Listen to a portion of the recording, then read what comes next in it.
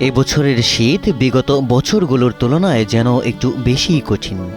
অভাবের কারণে যাদের শীতের পোশাকের ঘাটতি আছে তাদের জন্য সময়টা সহ্যের বাইরেই বলা যায়।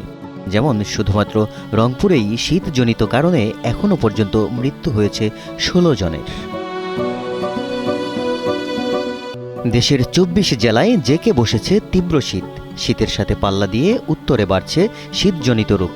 ঘন কুয়াশা ও হিমেল বাতাসে বিপর্যস্ত হয়ে পড়েছে জনজীবন।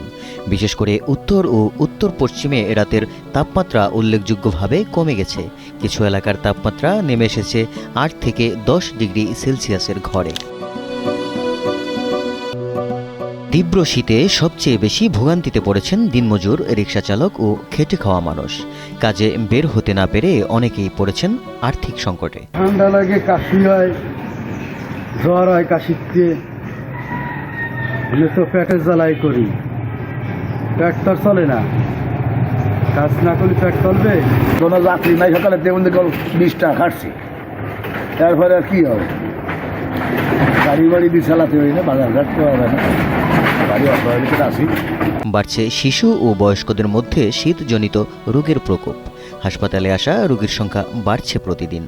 পদ্মা সেতু, মেট্রো রেল এবং এলিভেটেড এক্সপ্রেসওয়ে নির্মাণের গর্বিত অংশীদার বসুন্ধরা সিমেন্ট। 1 মাস থেকে ওর সর্দি কাশি আর জ্বর 1 সপ্তাহ থেকে। বাইরে ঠান্ডা প্রচুর, ঠান্ডার কারণে বাচ্চার ঘরে নিউমোনিয়া ধরছে, ওই কারণে মেডিকেল নিয়ে আসছি। আল্লাহর রহমতে চিকিৎসা ভালোই চলতেছে। জলঢাকা, ডোমার, ডিমলা এই 3 থানায় অতিরিক্ত শীত এবং কুয়াশা, ঠান্ডার কারণে সব বাচ্চার সর্দি জ্বর থেকে নিউমোনিয়া হচ্ছে।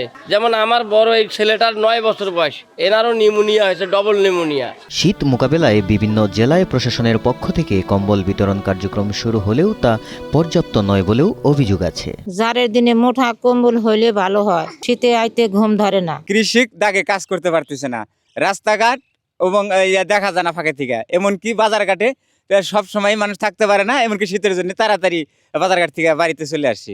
রংপুর মেডিকেল কলেজ হাসপাতালে বিভাগের 8 জেলা থেকে শিশু ও মেডিসিন ওয়ার্ডে চিকিৎসা নিচ্ছেন প্রায় 1000 রোগী। এর মধ্যে অনেক রোগী শীতজনিত কারণে রংপুর মেডিকেল কলেজ হাসপাতালে চিকিৎসা নিতে ভর্তি হয়েছেন।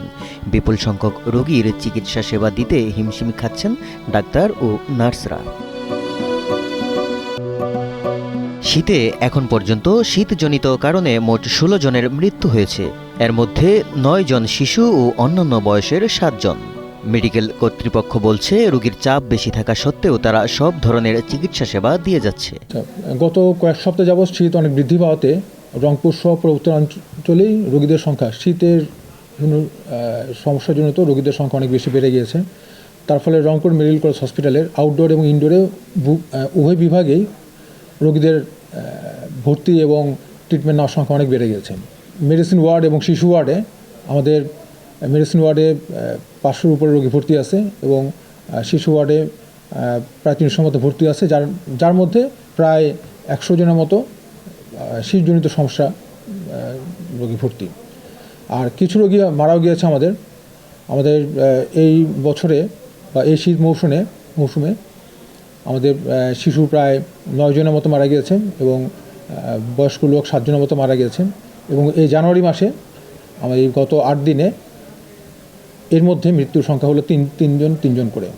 তো এই সময় গ্রীষ্মকালীন রোগগুলো কমে গেলেও শীতকালীন রোগগুলো অনেক বেশি বৃদ্ধি পাওয়াতে আমাদের মেডিসিন, চাইল্ড এবং বার্ন ইউনিটে রোগীর সংখ্যা বেড়েই গিয়েছে। শীতের তীব্রতা আরও বাড়লে শীতজনিত রোগের ঝুঁকি বাড়তে পারে বলে আশঙ্কা করছেন চিকিৎসকরা।